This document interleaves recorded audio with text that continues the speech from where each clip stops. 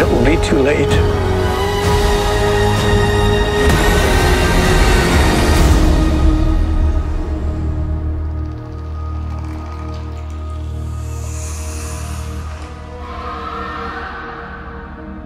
سلام، خوبین؟ اینجا کات آخره، جایی که قراره کلی با هم دیگه فیلم و سریال نگاه کنیم، نقد کنیم، تحلیل کنیم، بررسی کنیم و کلی چیز ازتون یاد بگیرم. و من دانیال حسنی هستم. این افتخار رو دارم که تو این کانال همراه شما باشم.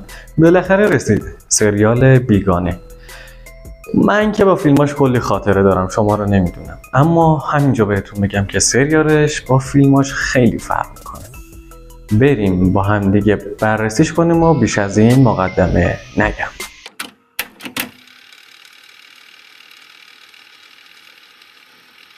اول سریال با یه سری اطلاعات شروع میشه، اطلاعاتی که واقعا اگه میخوام سریال رو درک کنیم باید بلد باشیم.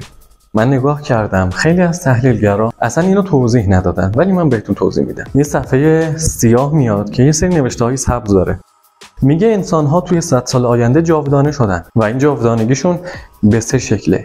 یا سایبورگ میشن، تصمیم میگیرن که قلبشون و بقیه احساسشون و یک قسمت از بدنشون رباتیک باشه. مثلا مورو که حراست فضاپیما رو داشت و دست چپش رباتیک بود. اینا سایبورگ هستن و جاودانه میشن. دسته دوم هایبریدها هستن. در واقع انسان‌هایی هستن که تمامی اطلاعات، شخصیت و حافظه‌شون رو انتقال میدیم به یک رباتی که خیلی شبیه انسانه اما انسان نیست. تو این دسته مرسی هست که بعداً به اسم وندی میشناسیمش. و دسته سوم همون ربات‌ها و هوش مصنوعی هستن که شبیه انسان‌ها ساخته میشن که کراش یکی از این افراده. توی فضاپیما که هستیم یه سری اطلاعات دیگه هم به ما میرسه که اینا رو هم باید بلد باشیم اگر میخوایم سریال رو خوب ببینیم و بهمون لذت بده. توی این سریال میاد میگه چند تا شرکت وجود داره که 2 تاش برامون خیلی مهمه. یکی ویلندیوتانی هست. ویلندیوتانی در واقع شرکتیه که روی فضا کار میکنه. در واقع همین فضاپیمایی که این افراد داخلش هستن هم برای همین شرکت ویلندیوتانی هست. مریخ و زحل رو هم همین شرکت داره. شرکت دومی که خیلی برام مهمه پرادیجی هست. پرادیجی در واقع یه شرکتی که روی هوش مصنوعی کار میکنه، روی ساختن هایبریدها کار میکنه که رئیسش هم یه نوجوان و جوونی هستش که خیلی بلند پرواز. اولین اتفاق عجیب سکانس اول فیلمه.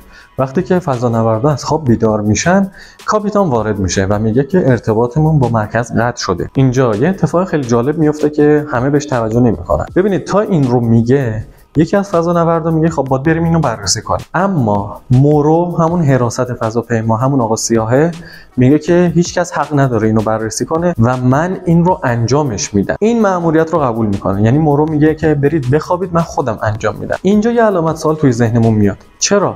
چرا مورو نخواست بقیه بفهمن که ارتباطشون به چه دلیل قطع شده؟ شاید واقعا مورو باعث قطع این ارتباط شده و شاید اصلا مورو داخل یک مأموریتی هستش که بقیه فضانوردا ازش خبر ندارن. توی سکانس بعدی موجودات فضایی رو میبینیم که این فضاپیما و این پرسنل تونستن اون رو از فضا جمع آوری کنن. داخلشون یه چند تا زالو میبینیم. اینکه این زالوها چی هستن، چیکار میکنن؟ اینا خون میمکن. فرقشون با زالوهای روی زمین اینه که 4-5 لیتر میتونن خون بمکن و این حجم میتونه انسانو بکشه، چون انسان بیشتر 5 لیتر خون نداره.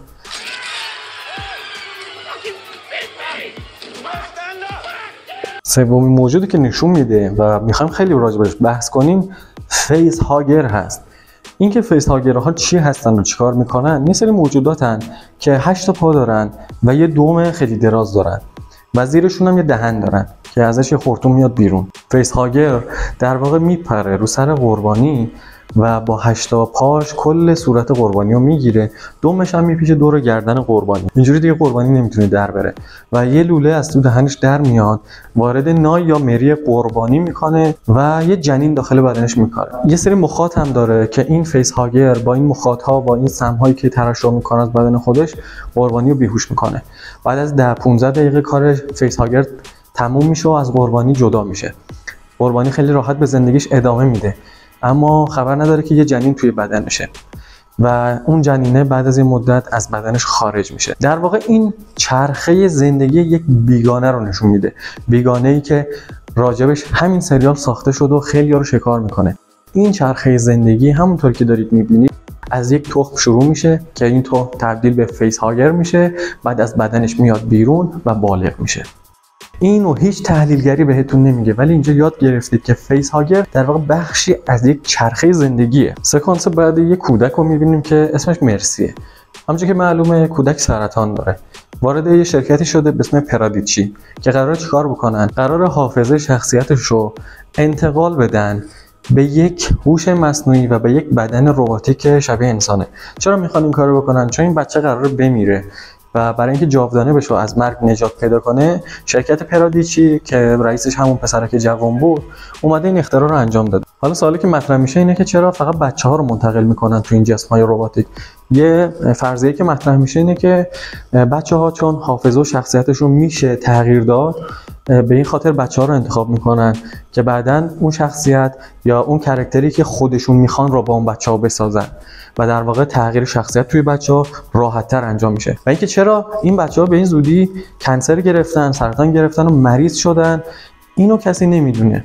ولی یکی از فرضیاتی که من خودم راجبش دارم اینه که شرکت پرادیچی اصلا این بیماری رو واسه بچه‌ها ایجاد میکنه که بعداً بتونه اونا رو انتقال بده. سکانس بعدی سکانسیه که مرسی با یک خانم داره میره سمت آزمایشگاه تا بدنش رو منتقل کنه. اما توی راه یه آقایی رو میبینیم که داره انگار سمپاشی میکنه. یه صدای عجیبی هم میده.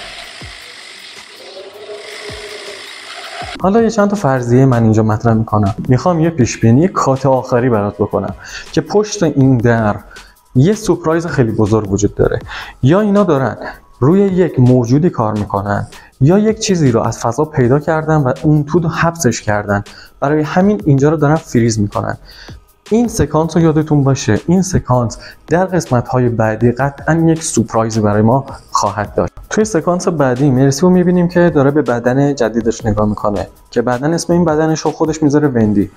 حالا چرا این بدن بالغ و مرسی ما بچه است؟ به این خاطر بدن بالغ براشون انتخاب میکنن که این بدن‌ها مصنوعی ان، رباتیکن، رشد نمیکنن، تکامل پیدا نمیکنن و برای همیشه همون شکلی میمونن. برای همین شکل بالغ رو انتخاب میکنن. توی سکانس بعدی ما وندی رو میبینیم که دیگه الان حیات پیدا کرده.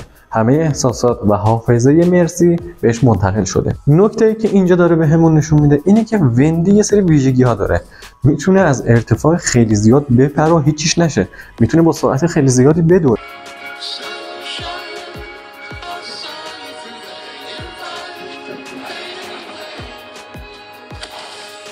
حالا چرا دارن اینو به ما نشون میدن؟ به این خاطر که قطعاً وندی توی این سریال قراره از این ویژگی‌های مافوق انسانیش استفاده بکنه. حالا توی شرکت پرادیچی ما یه سری چیزا رو هم متوجه میشیم. اولا اینکه 3 تا میمون اینجا داریم که میگه که یه سری چیزا رو نباید دید، نباید شنید و نباید گفت. اینکه اینا نباید چی و چیکار میکنن خیلی حرف توی دنیا راجبش هست، اما به نظر من اینو زمانی استفاده میکنن که یه اتفاق بدی داره رقم میخوره، یه اتفاقی که واقعا شومه اما این شرکت داره انجامش میده. شاید به این خاطره که دیگه انسانیت رو داره از بین میبره و وارد ربات میکنه اون آدما رو و اون آدما دیگه نه احساسات دارن، نه هورمون توی بدنشون ترشح میشه و نه حتی رشد میکنن. ما رو قبل از اینکه همه پرسنل بمیرن به مرکز اطلاع میده که همه مردن، قبل از اینکه همه بمیرن. یعنی چی؟ یعنی میخواد که یک نفر هم زنده نباشه. این فرضیه رو تقویت میکنه که مورو خودش باعث قطع ارتباط شده، خودش باعث سقوط فضاپیما شده. اینجا یه سکانسی رو به ما نشون میدن که وندی توی اتاقش نشسته و 2 تا نکته مهمه. اول اینکه تمامی دوربین هایی که تو سطح شهر هستن رو میتونه کنترل کنه. دومین نکته اینه که درسته که وندی الان توی بدن بالغه اما توی اتاقش پر از عروسک‌های کوچیکه، انگار که یه بچه 7 ساله و 8 ساله است، یه دختر بچه.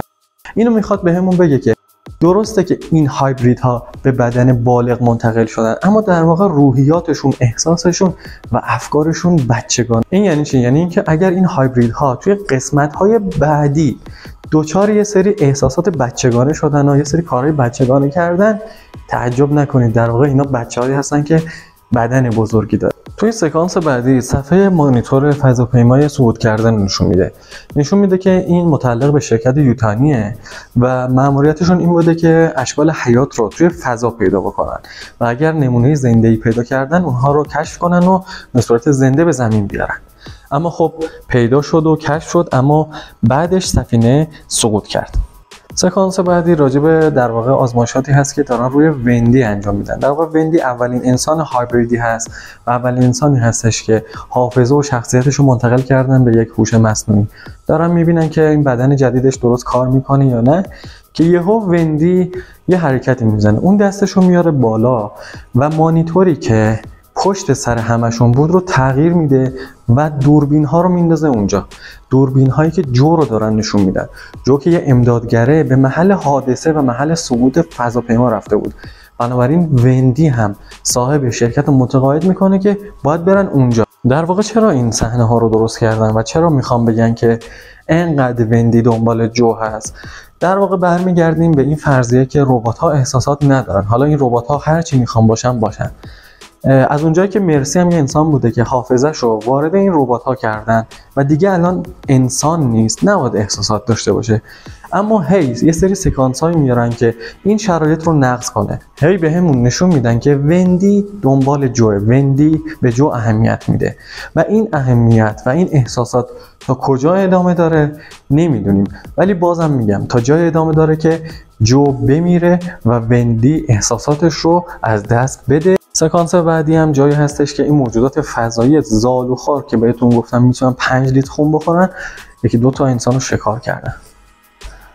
سکانس بعدی هم جایی که کراش همون رباته، این اصلا انسان نیست، این رباتیه که حیات پیدا کرده، در واقع هوش مصنوعی که حیات پیدا کرده. میاد به وندی میگه که شماها انسان‌ها یه زمانی غذا بودید، بعد یاد گرفتید از نیزه و سلاح استفاده کنید، حیوانات رو شکار کردید و خوردید و رأس هرم غذایی قرار گرفتید. اما این واسه زمینه، این شرایطی که توی زمینه و اگر در قلمروی دیگه‌ای قرار بگیرید که یک موجود قوی‌تر از خودتون باشه، اون موجود شما رو شکار میکنه و در واقع میگه که شما روی زمین رأس هرم غذایی هستید. توی فضا ممکنه موجوداتی باشن که شما رو به راحتی شکار کنن و بخورن. خب قسمت اول همینجا تموم میشه، جایی که وندی و کراش راجع به مرگ انسان‌ها صحبت میکنن و وندی بهش میگه که من نمیذارم جو که همون برادر وندی میشه بمیره، یعنی نمیذارم برادرم بمیره. ولی کراش بهش میخنده. همینجا میتونم این نوید رو بهتون بدم، احتمال 90% به بالا جو از بین خواهد رفت و توی این سریال کشته میشه. اینکه چه تاثیر روی وندی میذاره رو باید ببینیم. یادتون نره پیش بینی کردیم که پشت اون در شرکت پرادیچی یه موجود خفن احتمالاً قایم شده، یه چیزی دارن که بعدا ما رو سورپرایز میکنه. من این کار رو دلی ضبط کردم. اگر خوشت اومد حتما لایک کن، اگر دوست داشتی سابسکرایب کن که بیشتر همدیگه رو ببینید. تا قسمت دوم سریال بیگانه مراقب خودتون باشین.